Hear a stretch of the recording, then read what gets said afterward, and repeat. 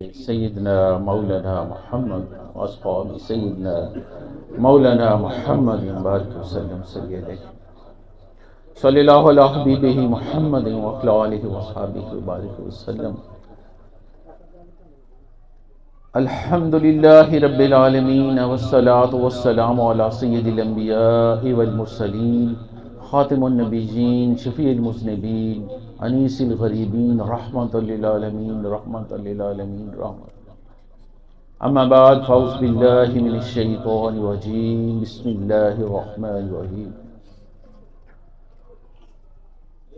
آج ہم انشاءاللہ تعالی اللہ تعالیٰ کی فضل و کرم، میرے آقا کریم حضور پر نور مکی مدنی عربی صلی اللہ علیہ وآلہ وسلم کی محبت اور میرے مرشد کریم حضور لالا جی سرکار، اللہ تعالیٰ ان پر اپنی کروڑ ہر بہر رحمتیں نازل فرمائے. ان کے صدقے سے وسیلے سے آج ہم مثنوی شریف کا پہلا سبق پڑھیں گے. بشنو ازنے چوں حقائق می کند وز جدائے ہا شکایت می کند کز نیستان تامرا بابریدان از نفیرم مرد و زن نالیدان سینہ خواہم شر شر از فراق تاب اگوین شر درد اشتیاق. سبحان اللہ. ہر کسے کو دور ماند از اصل خویش باز جوید روزگار وصل خویش. ماشاءاللہ. سبحان اللہ. من بہر جمیت نالاں شدم جفت خوشحالاں و بدحالاں شدم. جفت خوشحالاں و بدحالاں شدم ہر کسے از ظن خود شد یار من. ہر کسے از ظن خود شد یار من پس درون من نہ جست اسرار من. سر من از نالائے من دور نیست لیک چشم گوش را آ نور نیست. سبحان اللہ. ماشاءاللہ. ماشاءاللہ. بشنوز نے چوں حقائق می کند وز جدائے ہا شکایت می کند. مولانا جلال الدین رومی رحمۃ اللہ علیہ فرماتے ہیں کہ ایک مست آواز، ایک مست آواز، ایک مدھر آواز، ایک دل سوز آواز، ایک سوز و گداز والی آواز، دل کو توڑنے والی آواز، روح کو جلا دینے والی آواز، زنجیریں ڈال دینے والی آواز. آپ فرماتے ہیں کہ جب میرے کانوں میں پڑی، جب میرے کانوں میں پڑی تو میں نے دیکھا کہ ایک شخص بنسی بجا رہا ہے، بانسری بجا رہا ہے. تو اسی وقت کاغذ قلم دوات پکڑی اور کیا لکھا؟ بشنو ازنے چوں حقائق می کند وز جدائے ہا شکایت می کند. سبحان اللہ. کسی نے کہا یہ بانسی کی آواز ہے. کیا کہا؟ یہ بانسی کی آواز ہے. کیا واقعی یہ بانسری کی آواز ہے؟ کسی نے کہا نہیں، یہ بانسری کی آواز تو نہیں ہے. اگر یہ بانسری کی آواز ہے تو اس کو پھر منہ سے جدا کر دیتے ہیں، اس کو نیچے رکھ دیتے ہیں، ایک سائیڈ پہ رکھ دیتے ہیں، پھر دیکھتے ہیں کہ اس کی آواز آتی ہے کہ نہیں آتی. اللہ اکبر. اللہ اکبر. اگر تو یہ بنسی کی آواز ہوئی تو پھر تو ضرور آئے گی. فرماتے ہیں یہ تو اس شخص کی آواز ہے، اس شخص کی پھونک ہے جو بانسی منہ میں لے کر پھونک رہا ہے. یہ تو اس شخص کا درد ہے جو اس کے سینے سے نکل رہا ہے. یہ تو اس شخص کی جدائیوں کی بات ہے، یہ تو اس کے اندر کی آگ ہے جو اس بنسی کے رستے سے نکل رہی ہے. جلال الدین رومی رحمۃ اللہ علیہ فرماتے ہیں کہ یہ جو بانسری ہے اصل میں آپ نے اس بانسری کو انسان کی روح کے ساتھ تشبیہ دیا ہے، انسان کی روح کے ساتھ تشبیہ دیا ہے۔ آپ فرماتے ہیں کہ جب روح عالم ارواح میں تھی، کہاں تھی؟ عالم ارواح میں۔ عالم ارواح، عالم ملکوت، عالم امر، عالم غیب، یہ سارے اسی کے نام ہیں۔ فرمایا جب روح عالم ارواح میں تھی، بڑی خوش تھی، بڑی رعنائیوں میں تھی، بڑی جلووں میں تھی۔ عالم ملکوت کے ساتھ ایک اور عالم جڑا ہوا ہے، ایک اور عالم جڑا ہوا ہے جو تھوڑا اوپر، عالم جبروت، جس کو عالم جمع بھی کہتے ہیں۔ وہاں پر میرے اللہ کے صفاتی اسم مبارک کی تجلیات ہیں، ان کا انوار۔ پھر اس عالم کے ساتھ ایک اور عالم جڑا ہوا ہے جو اس سے اوپر ہے، اس عالم کو عالم لاہوت کہتے ہیں۔ پھر وہاں سے میرے اللہ تعالیٰ کی ذاتی انوار و تجلیات۔ روح جب عالم ارواح میں تھی تو وہاں فرشتوں کی عبادات، قیام، رکوع، سجود، وہ تسبیحات، وہ نیک روحوں کے ساتھ تعلق، وہ رشتہ داریاں، وہ محبتیں، وہ قربتیں۔ پھر عالم جبروت سے جو میرے اللہ تعالیٰ کی ذات کے صفاتی انوار و تجلیات، پھر ذاتی انوار و تجلیات کی برسات۔ روح ساری کی ساری ان انوار و تجلیات میں تھی، اللہ تعالیٰ کے قرب میں تھی، محبتوں میں تھی، لطافتوں میں تھی۔ تو جب اس کو یہ حکم ملا کہ تجھے عالم ناسوت میں بھیج دیا جائے، کہاں سے؟ ان جلووں سے اٹھا کر، ان رعنائیوں سے اٹھا کر، ان محبتوں سے اٹھا کر، کیونکہ جہاں پہ وہ تھی یعنی عالم ارواح میں، وہاں پہ نہ بغض تھا، نہ حسد تھا، نہ کینہ تھا، نہ حرص و ہوا تھی، نہ ہوس تھی، نہ رعونت تھی، نہ زنا تھا، نہ تکبر تھا، نہ یہ پلاٹوں پہ قبضے تھے، نہ یہ برے خیالات تھے، نہ برے افکار تھے، نہ بری تدبیر تھی، نہ بری تدبیر کی بری تشہیر تھی۔ سبحان اللہ، سبحان اللہ۔ وہاں لطافت ہی لطافت تھی، روحانیت ہی روحانیت تھی، محبت ہی محبت تھی، عشق ہی عشق تھا۔ تو جب روح کو زمین کے اوپر بھیج دیا گیا، عالم ناسوت کے اوپر بھیجا، عالم ناسوت جس کو عالم شہادت بھی کہتے ہیں، عالم اجسام بھی کہتے ہیں، عالم خلق بھی کہتے ہیں۔ جب روح کو یہاں بھیج دیا، روح کو انسانی جسم میں ڈال دیا گیا۔ جب روح کو انسانی جسم میں ڈالا تو روح انسانی جسم کے اندر قید ہو گئی، مقید ہو کر رہ گئی۔ جو ہی روح انسانی جسم میں مقید ہوئی، وہ گناہ و معصیت میں مبتلا، رعونت میں مبتلا، برے خیالات، برے افکار، بری تشہیر، وہی زنا، وہی بغض، وہی حرص و ہوا، ہزارہ گناہوں میں مبتلا ہوگی۔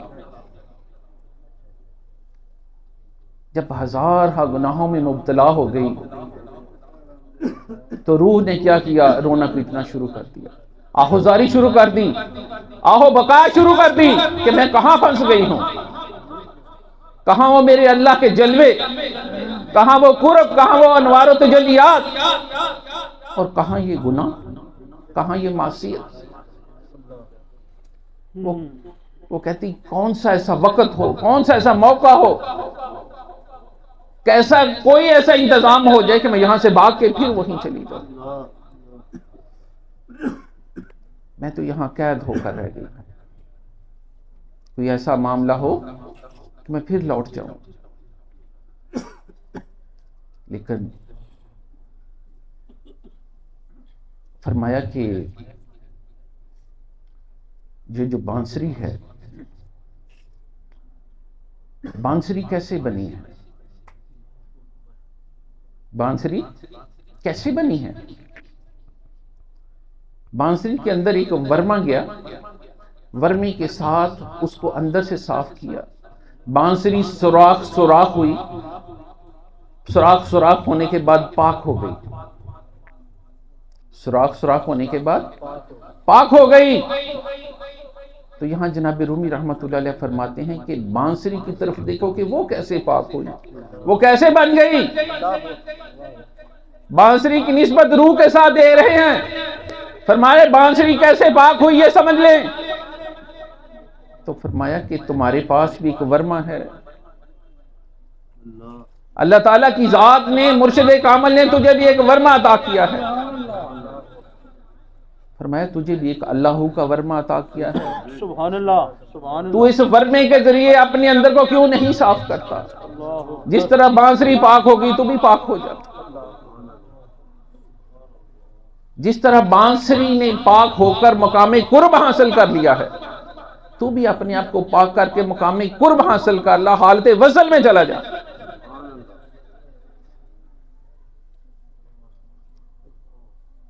بانسری کو اس مقام پر پہنچنے کے لیے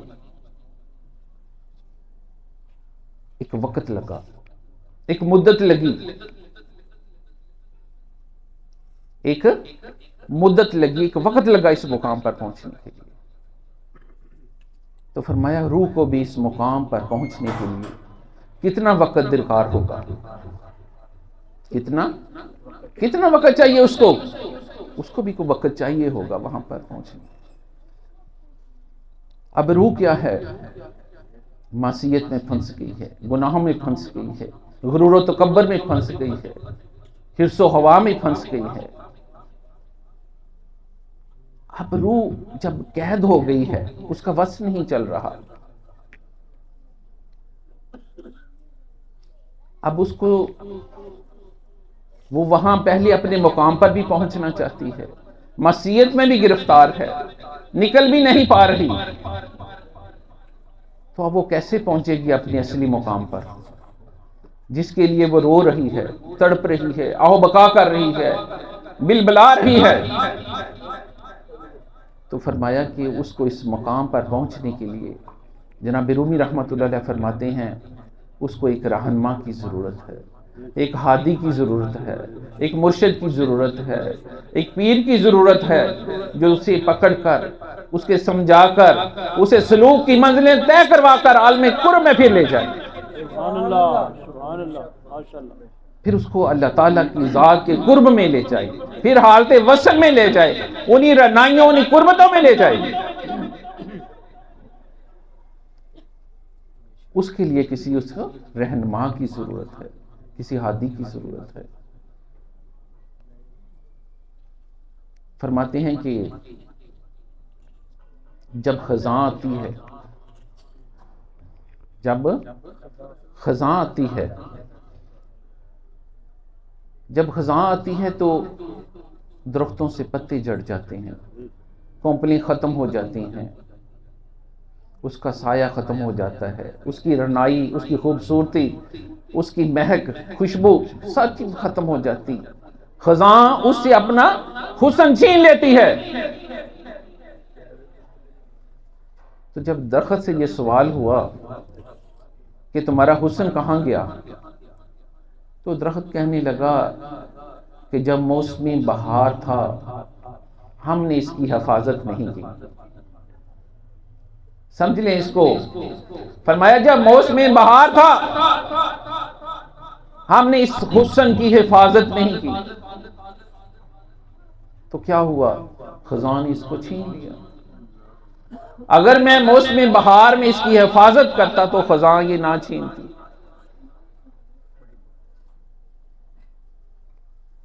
لیکن وہ ابھی بھی اس انتظار میں ہے، ابھی بھی اس انتظار میں ہے کہ کوئی بہار آئے گی. پھر کیا ہوتا ہے؟ بہار آتی ہے، بہار کا پہلا ہی جھونکا آتا ہے تو درخت کو تنوں سے رطوبت ملنی شروع ہو جاتی ہے، اس کی کونپلیں نکلنی شروع ہو جاتی ہیں، اس کے پتے آ جاتے ہیں، پھل پھول لگنا شروع ہو جاتے ہیں. پھر درخت حال سے بیان کرتا ہے کہ کہاں ہیں وہ لوگ جو مجھے کہتے تھے کہ کہاں گیا تمہارا حسن، کہاں گیا تمہاری رعنائی، کہاں گئی تمہاری خوبصورتی، کہاں ہیں وہ لوگ آ کر مجھ سے دیکھیں کہ مجھے پھر میرا حسن لوٹ آیا ہے. تو روح کیا کہتی ہے؟ ذرا اس کے ساتھ ہی جوڑ لیں اس کو بھی. وہ بھی پہلے بہار میں تھی. کہاں تھی؟ بہار میں تھی. یہ جو دنیا ہے نا، یہ دنیا فرماتے ہیں یہ خزاں ہے، خزاں. یہاں پہ دیکھنے میں تو ہم نے بہت آزائش و ازمائش ہے، لیکن فرمایا یہ خزاں ہے. بہار وہ اللہ تعالیٰ کی بارگاہ ہے. اگر دنیا میں آ کر اپنے آپ کی حفاظت کرو گے تو پھر بہار میسر آ جائے گی. اگر دنیا میں آگے اپنی حفاظت نہیں کی تو بہار میسر نہیں آئے گی.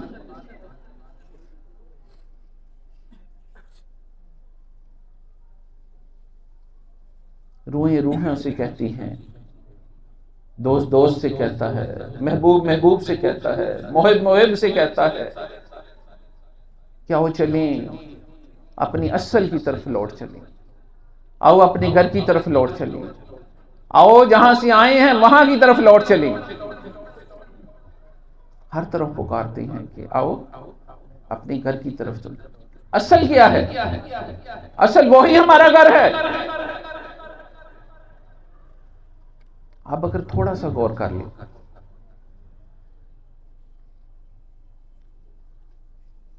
کہ ہم اگر کچھ عرصہ ہم باہر چلے جاتے ہیں، سعودی عرب چلے جائیں، انگلینڈ، آسٹریلیا، کسی بھی ملک میں چلے جاتے ہیں، وہاں جا کر کاروبار کرتے ہیں، روپیہ پیسہ کماتے ہیں، جائیدادیں کما لیتے ہیں، بڑے امیر بن جاتے ہیں، 10 20 40 50 سال گزر جاتے ہیں. آپ غور کریں کہ وہاں کی نیشنلٹی بھی مل گئی ہے، لیکن جب بھی ان سے سوال ہوتا ہے کہ ہاں بھی آپ کہاں سے ہیں، وہ کہیں گے ہم پاکستان کے رہنے والے ہیں. کبھی کسی نے کہا کہ ہم انگلینڈ کے ہیں؟ نہیں کہیں گے. آسٹریلیا کے ہیں؟ نہیں کہیں گے. کیا کہیں گے؟ ہم تو پاکستانی ہیں. اصل کیا ہے؟ ہم پاکستانی ہیں. ہماری اصل کیا ہے؟ قرب خدا. ہماری اصل یہ ہے. یہ تو پتہ نہیں کہاں آ کر ہم قید ہوتے. ہم اگر غور کریں روح کیوں روتی ہے، کیوں بلبلاتی ہے؟ ہم اگر حج و عمرہ کے لیے چلے جاتے ہیں، تھوڑا سا غور فرمائیں، کیا ہم حج عمرہ کے لیے چلے جاتے ہیں؟ وہاں پر جا کر کوئی 20 دن کے لیے جاتا ہے، کوئی 28 دن کے لیے، وہ حج کے لیے چلے گیا، کوئی 1.5 ماہ 2 ماہ گزر گئے. اب ہماری 50 60 سالہ 70 سالہ عمر میں ایک چکر لگ گیا. اب ہم وہاں سے جب واپس آ جاتے ہیں تو جس محفل میں بھی بیٹھتے ہیں، جس کے ساتھ بھی محو گفتگو ہوتے ہیں، ہم ذکر خانہ کعبہ کا کرتے ہیں، ہم ذکر آقا کریم علیہ الصلوۃ والسلام کے روضہ پاک کا کرتے ہیں، ہم ذکر آپ صلی اللہ علیہ وسلم کی پیاری پیاری جالیوں کا کرتے ہیں، ان گلیوں کا کرتے ہیں، ان در و دیوار کا کرتے ہیں، ان ہواؤں کا کرتے ہیں، ان فضاؤں کا کرتے ہیں، ہمارے منہ پر وہی ذکر رہتا ہے۔ ہم نے کتنے وقت گزارے ہیں؟ صرف 20-25 دن بس، اور وہ ہماری پوری کی پوری زندگی کے اوپر محیط ہو جاتے ہیں۔ روح کہتی ہے کہ میں نے تو لاکھوں سال اللہ کے قرب میں گزارے ہیں، میں نے تو لاکھوں سال اللہ کے قرب میں گزارے ہیں، اللہ تعالیٰ کی ذاتی صفاتی تجلیات میں گزارے ہیں، تو میں کیوں نہ روؤں، میں کیوں نہ تڑپوں، میں کیوں نہ بلبلاؤں، میں کیوں نہ چیخے ماروں کہ مجھے اب کہاں قید کر دیا ہے، میں تو یہاں قید ہو کر رہ گیا، کیوں نہ میں روؤں۔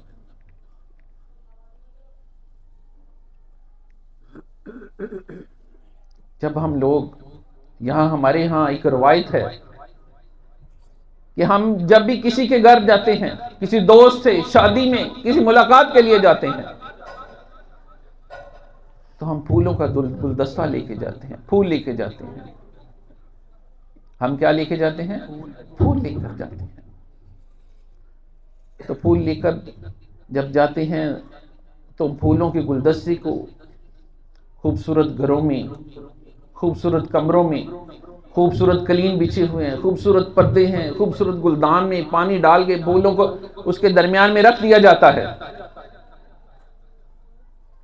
تو پھر پھولوں سے سوال کیا جاتا ہے، کیا پھولوں بتاؤ کہ تجھے اس خوبصورت گلدان میں رکھا گیا ہے، یہ خوبصورت کمرہ ہے، خوبصورت آرائش ہے، خوبصورت پردے ہیں، خوبصورت کوٹھی کم بنگلہ ہے، بتاؤ تم یہاں خوش ہو یا جنگل میں خوش تھے؟ تم یہاں خوش ہو یا کہ جنگل میں خوش تھے؟ پھول کہتا ہے زبانی حال سے، غور کرے ذرا میں کیا بتانے لگا۔ پھول کہتا ہے جب جنگل سے توڑ کر لائے ہیں، مجھ سے کسی نے کب پوچھا تھا؟ مجھے تو کسی نے پوچھا ہی نہیں۔ روح سے کسی نے پوچھا تھا زمین پہ بھیجنے کے لیے؟ کسی نے نہیں پوچھا۔ پھول کہتا ہے مجھ سے کسی نے کچھ نہیں پوچھا، بس توڑ کے لے آئے ہیں۔ کہتا یہ جو کوٹھی ہے، یہ جو بنگلہ ہے، یہ جو خوبصورت پردے مکان فرش ہے، یہ جو خوبصورت گلدان سجا ہوا ہے، یہ تو سارے کے سارے جدائی کے سامان ہیں۔ فرمائی یہ تو سارے کے سارے جدائی کے سامان ہیں۔ جب جنگل سے توڑ کر لائے مجھ سے کسی نے پوچھا ہی نہیں تم جانا بھی چاہتے ہو کہ نہیں جانا چاہتے۔ اگر مجھ سے کوئی پوچھتا، پھول کہتا ہے اگر کوئی مجھ سے پوچھتا تو میں کہتا مجھے میرے محبوب کے پاس ہی رہنے دو، مجھے میرے محبوب کے پاس ہی رہنے دو، میں جنگل میں ہی خوش ہوں، اپنوں میں ہوں، رنائیوں میں ہوں، خوشبوؤں میں ہوں، اپنے محبوب کے قدموں میں ہوں۔ تو روح کہتی ہے کہ میں بھی اللہ تعالیٰ کی بارگاہ میں تھی، جلووں میں تھی، رنائیوں میں تھی، لیکن جب مجھے زمین کے اوپر عالم ناسوت میں انسان کے اندر مقید کر دیا گیا، مجھ سے کسی نے پوچھا ہی نہیں کہ روح تو جانا بھی چاہتی ہے کہ نہیں جانا چاہتی۔ اگر مجھ سے کوئی پوچھ لیتا کہ روح تو جانا بھی چاہتی ہے کہ نہیں جانا چاہتی، تو میں کبھی بھی آنے کے لیے نہ، میں کبھی بھی اس عالم ناسوت میں نہ آتی۔ مجھ سے کسی نے پوچھا نہیں، مجھے تو حکم ملا، میں آ گیا، آ کر ابھی میں گناہوں میں پھنس گئی، اس غلاظتوں میں، پلیدگیوں میں پھنس گئی، کثافتوں میں پھنس گئی۔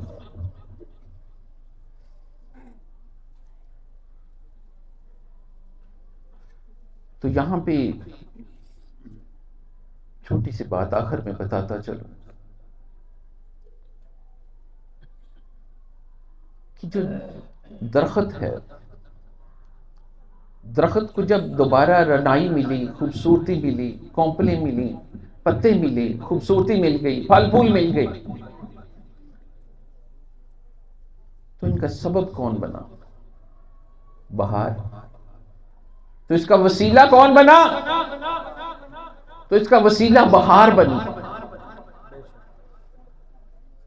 تو جناب رومی رحمت اللہ علیہ فرماتے ہیں کہ جب درخت کا وسیلہ بہار بنتی ہے تو اے انسان، اے روح، تجھے اس منزلوں تک پہنچانے کے لیے، تجھے اس واپس وہاں اس مقام پر لے کے جانے کے لیے، تجھے وہ جو پرانے تمہارے مراتب تھے وہاں تک لے کے جانے کے لیے بھی تو کسی وسیلے کی ضرورت ہے کہ نہیں؟ جب درخت کو بہار کی ضرورت ہے تو تجھے بھی تو کسی بہار کی ضرورت ہے کہ نہیں ہے؟ تو یہ جو مرشد کامل ہے یہ ایک بہار ہی ہے۔ یہ جو ہادی ہے، یہ جو پیر ہے، یہ جو رہبر و رہنما ہے، جو ہاتھ پکڑ پر آقا کریم علیہ السلام کے قدموں میں لے جاتا ہے، یہ ایک بہار ہی ہے۔ یہ جو سلوک کی، معرفت کی منزلیں طے کرواتا ہے، پھر وہیں اللہ تعالیٰ کے قرب میں لے جاتا ہے، یہی وسیلہ ہے، یہی بہار ہے۔ سبحان اللہ، سبحان اللہ۔ بس وقت کافی ہو گیا، ماشاءاللہ یہ بہت لمبا چیپٹر ہے۔ ابھی میں نے صرف ایک شعر کی تشریح کی ہے، بیشنز نے چوہا قائد می کند وزجدائے ہا شکایت می کند۔ آئندہ انشاءاللہ ان کے جو آگے جو اشعار ہیں نا، کزنیستان تامرا بابری دان ازنفیرم مدزن نالی دان سینہ خواہم شر شر از فراد تابگویم شر درد اشتیاق۔ انشاءاللہ تعالی آگے جو ہے نا ان کی جو نیکسٹ محفل ہوگی، اللہ تعالی ہم سب پہ فضل فرمائے۔